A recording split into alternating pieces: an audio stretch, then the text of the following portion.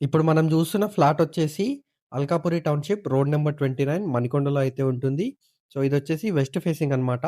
1100 ఎస్ఎఫ్‌టీలో construction జేయడం జరిగింది.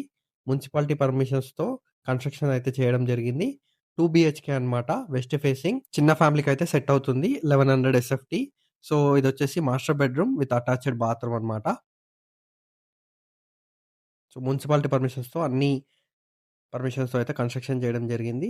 Hall ఇదొచ్చేసి మనకి డైనింగ్ ఏరియా అండ్ ఇదొచ్చేసి ఓపెన్ కిచెన్ ఇక్కడ.